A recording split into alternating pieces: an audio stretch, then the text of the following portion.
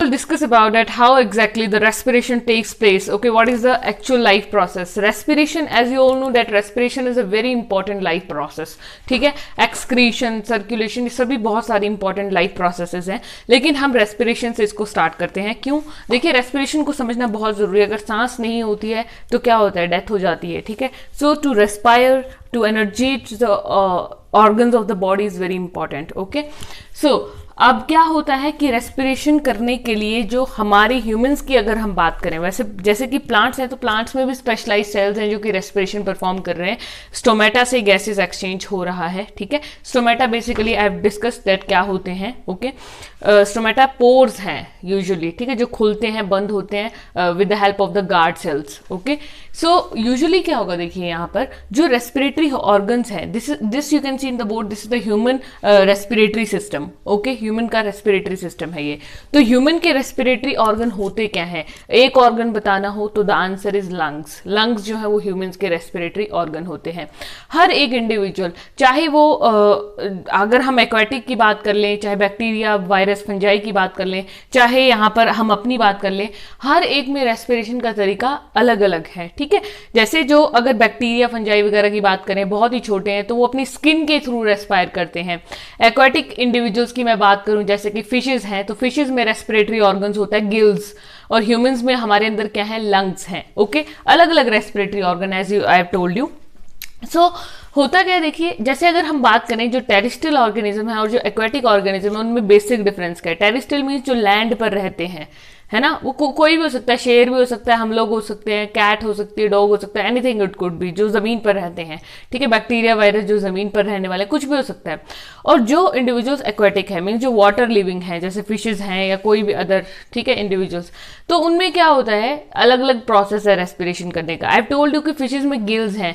तो होता क्या है कि जो वाटर है, वाटर में डिजोल्व ऑक्सीजन का अमाउंट कम होता है. ठीक है, मीन्स आप ऐसे बोल सकते हो वाटर में जो ऑक्सीजन है वो डिजोल्व फॉर्म में है ना, वाटर में ऑक्सीजन डिजोल्व फॉर्म में. लेकिन जो हम लोग लैंड में रहते हैं, हमें डिजोल्व ऑक्सीजन नहीं, डिजोल्व क्या होता है? जो किसी चीज में घुली हुई ऑक्सीजन है, वाटर में घुली हुई ऑक्सीजन है जो एक्वाटिक ऑर्गेनिज्म ब्रीथ करेंगे. तो दैट मीन्स वहां पे ऑक्सीजन की कंसेंट्रेशन कम है, क्योंकि वहां पर वाटर भी ज्यादा है. ठीक है, वाटर ज्यादा होगा ना. लेकिन अगर हम अपने लैंड की बात करें तो यहाँ पे ऑक्सीजन की कंसंट्रेशन अच्छी खासी है, हम इजीली ब्रीथ कर सकते हैं. ठीक है, हमें कोई ऐसा एफर्ट डालने की जरूरत नहीं, because there is sufficient oxygen in the atmosphere. Okay, so होता क्या है, अगर हम बात करें तो जो एक्वेटिक हैं, अब उनमें डिजोल्व ऑक्सीजन है तो उनको फटाफट ब्रीथ करना पड़ता है, क्योंकि ऑक्सीजन कम है वहां पर. लेकिन हमें इतनी फटाफट ब्रीथ करने की जरूरत नहीं है, हमारा सिस्टम नॉर्मल है. ठीक है, सो अब देखो, जो हमारा नॉर्मल रेस्पिरेटरी रेट होता है दैट इज नियर अबाउट, आप बोल सकते हो कि 20 से लेके 26 तक हम इतना 1 मिनट में ब्रीथ कर लेते हैं. ओके, अब बात करें, ये हैं आपके रेस्पिरेटरी ऑर्गन्स, लंग्स. लेकिन रेस्पिरेशन क्या यहीं से शुरू होती है? नहीं, रेस्पिरेशन का भी एक पूरा ट्रैक्ट है, एक पूरा पाथवे है जो कि नोज से शुरू होता है और लंग्स तक जाता है. ठीक है, तो this is the nasal passage और this is the mouth cavity. क्योंकि माउथ से हम छोड़ते हैं, इसलिए माउथ को भी रेस्पिरेशन का ये किया गया. कई बार हमें माउथ से सांस लेना पड़ता है अगर कोल्ड कंडीशन है, या कुछ लोगों को आदत ही हो जाती है कई बार कि माउथ से सांस लेना है. ठीक है, सो नेजल पैसेज और माउथ कैविटी ये रेस्पिरेटरी सिस्टम पार्ट्स हैं. फर्दर कंटिन्यू करेगा नीचे को, नीचे गले वाला जो पोर्शन है ना आपका, ठीक है, ठीक बिल्कुल माउथ से जैसे यहां जैसे होता है फेरिंक्स, और ठीक यहां थोड़ा सा नीचे लैरिंक्स. ठीक है, फेरिंक्स, लैरिंक्स. ठीक है, फेरिंक्स बिल्कुल यहां जैसे होगा, आई कैन टेल यू. ठीक है, इसके अंदर वाले पोर्शन फेरिंक्स, और हल्का सा नीचे यहां जैसे लैरिंक्स, और यहीं पे ट्रैकिया. ये ट्रैकिया है, central part. This is the trachea, जहां आपको थोड़ा खाली खाली फील होता है ना, दिस इज द ट्रैकिया. ठीक है, यहाँ पे. और ट्रैकिया जो है वो कंटिन्यू करता है in form of the cartilaginous ring और रिंग्स ऑफ कार्टिलेजेस. ठीक है, कार्टिलेजेस क्या है? सॉफ्ट टिश्यू है. तो ये सॉफ्ट टिश्यू जो है इसकी फॉर्म में कंटिन्यूएशन है. ये क्यों लगे हुए हैं? इसका काम होता है कि प्रिवेंट्स कोलैप्स. ये एक सपोर्टिंग सिस्टम है लंग्स के लिए, ये लंग्स को कोलैप्स नहीं करने देते हैं. ठीक है, सिस्टम मतलब लंग्स अगर कोलैप्स कर जाएंगे, लंग्स कोलैप्स ऐसा नहीं कि लंग्स आपके फट जाएंगे, लेकिन ब्लड सप्लाई बहुत ज्यादा बढ़ सकती है, बहुत हार्म हो जाएगा, muscles break down, blood vessels break down हो सकता है. ओके, सो वो सब चीजों को कंट्रोल करते हैं ये कार्टिलेजेस. ठीक है, यूजुअली कार्टिलेजेस का काम ही सपोर्ट प्रोवाइड करना होता है. नाउ अब ये ट्रैकिया, ये पूरा ट्रैकिया ये वैसे लेकिन कार्टिलेजिनियस फॉर्म में, ये ट्रैकिया बाइफर्केट करता है। बाइफर्केट मींस दो पार्ट्स में डिवाइड हो जाता है इस तरह से, राइट एंड लेफ्ट। ओके, तो दो लंग्स होते हैं हमारे, राइट लंग लेफ्ट लंग, ठीक है। ये लेफ्ट लंग है, ये राइट लंग। लेफ्ट ये क्यों है, आपको यहां दिख रहा है ना ये कैविटी, यहां पे स्पेस ज्यादा है। ये स्पेस किस चीज के लिए है, यहाँ पे हार्ट के लिए। हार्ट यूजुअली हम बोलते हैं ना लेफ्ट साइड में होता है, तो ये स्पेस हार्ट के लिए है, ठीक है। This is heart space. तो यहां से आपको देखते ही पता लग जाएगा कि this is the left side, this is the right side. Okay, तो लेफ्ट साइड में हम बोन्स का स्ट्रक्चर स्टडी कर लेंगे और राइट साइड में हम पार्ट स्टडी कर लेंगे लंग्स के, ठीक है। सो सबसे पहले जैसे ही बाइफर्केशन हुआ तो जो सबसे पहला पार्ट होता है ये वाला large part, this is the bronchi. क्या बोलेंगे इसको, ब्रोंकाई, ठीक है। अब ब्रोंकाई जो है वो फर्दर छोटी छोटी ब्रांचेस में इस तरह से टूट जाता है। उन ब्रांचेस को हम बोलेंगे bronchioles, branches of bronchi, that is bronchioles. अब जो ब्रोंक्यूल्स हैं they ultimately and up into a balloon like structure, जिसमें हवा भरती जाती है, that is alveoli. Okay, alveoli balloon like structure. And alveoli जो है this is very very very important because it is the site of the gaseous exchange. lungs में भी कौन सा exact part है जहां पे gaseous exchange होता है, so that is the alveoli. okay, and next is आपको यहाँ पे ये लंग्स तो दिख ही रहे हैं। अब ये बोनी पार्ट की अगर हम बात करें तो ये बोनी पार्ट में ये जो आपको इस तरह से बोन्स दिख रही हैं ग्रीन कलर की जो मैंने ड्रॉ की, दिस आर रिब्स।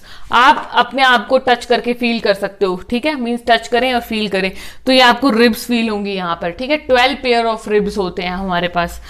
एंड ये बिल्कुल ठीक जहां पे रिब्स एंड अप कर रही हैं और ये सेंटर वाला पार्ट हार्ट के ठीक नीचे डायफ्राम एक मसल होती है, डायफ्राम, ठीक है। ये मसल है, ये दोनों तरफ स्प्रेड होती है राइट और लेफ्ट साइड में, ठीक है।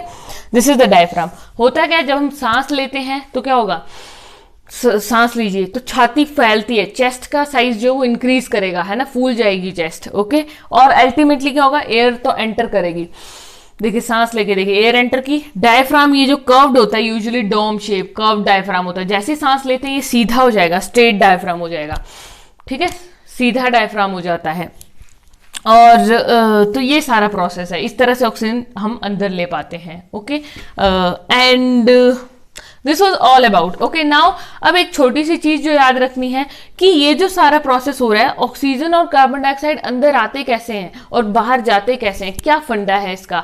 तो आपको पता है हम लोग ऑक्सीजन को इंस्पायर करते हैं, ऑक्सीजन लेते हैं और कार्बन डाइऑक्साइड को बाहर छोड़ते हैं, लेकिन प्लांट्स के केस में रिवर्स होता है, प्लांट्स कार्बन डाइऑक्साइड कंज्यूम करते हैं, ऑक्सीजन को रिलीज आउट करते हैं। तो हमारी बॉडी में क्या होता है, देखिए यहाँ पर कि डिफ्यूजन प्लस हीमोग्लोबिन दो चीजें हैं, एक तो डिफ्यूजन से गैसियस एक्सचेंज हो रहा है और एक हीमोग्लोबिन से गैसियस एक्सचेंज हो रहा है।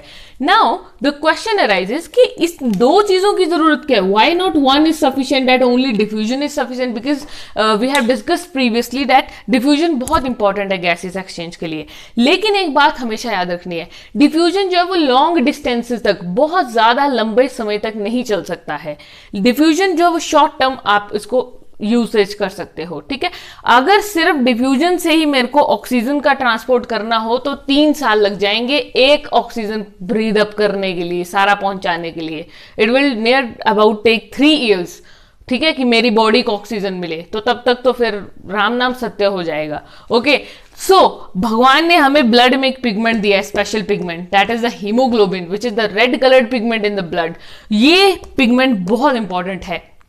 एक्चुअल में ये ही हीमोग्लोबिन ही क्या करता है, जो हम ऑक्सीजन लेते हैं और वो ऑक्सीजन जाती कहाँ है, I told you what is the site of the gaseous exchange. Oxygen आपने ब्रीथ की, यहां से ट्रेवल की सीधा जाके एल्वियोलाई में पहुंच गई।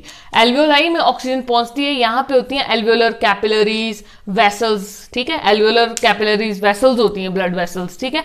वो ब्लड वेसल्स क्या करेंगी, पूरी बॉडी की जितनी ब्लड वेसल्स हैं उनके थ्रू सारे शरीर को ऑक्सीजन सप्लाई करेंगी, ठीक है। जो एल्वियोलाई से कैपिलरीज निकली सारे शरीर को वो सप्लाई करेंगी और सारे शरीर के सेल्स की कार्बन डाइऑक्साइड को एल्वियोलाई में लेकर आएंगी, समझ रहे हैं। एल्वियोलाई से ऑक्सीजन ली पूरी बॉडी में सप्लाई करेंगे, ठीक है, और सारी बॉडी के सेल्स से कार्बन डाइऑक्साइड उठाएंगी वेसल्स, ब्लड जो है, ठीक है, ब्लड उठाएगा सारी वो कार्बन डाइऑक्साइड सभी सेल से और अल्टीमेटली एल्वियोलाई में लेकर आएगा। और then same reverse pathway, alveoli से बाहर बाहर बाहर की तरफ हम माउथ से वो छोड़ देंगे। सो इस वे में ये जो रेस्पिरेटरी ऑर्गन्स हैं ये एक एक करके काम करते हैं, ऑक्सीजन और कार्बन डाइऑक्साइड का ट्रांसपोर्ट होता है। लेकिन एक बहुत ही इंपॉर्टेंट चीज कि जो ये ट्रांसपोर्ट करने में हेल्प कर रही है, जैसे ही ऑक्सीजन आपके नोज में एंटर करती है तो नोज में आप नोट कीजिएगा छोटे छोटे हेयर्स होते हैं, ठीक है, क्या होता है, छोटे छोटे हेयर्स होते हैं। एंड साथ ही साथ ये जो पूरा ट्रैक्ट है ना, यहाँ म्यूकस होती है ना, ल्यूब्रिकेशन, गीलापन होता है, आप देख लीजिए नोज में भी आपको म्यूकस मिलेगा, ठीक है, अंदर जाके तो मिलता ही, तब लिक्विडिटी है तभी तो हमारे पार्ट्स मूव कर पाते हैं, ड्राई होते तो वो क्रैक कर जाते, ठीक है।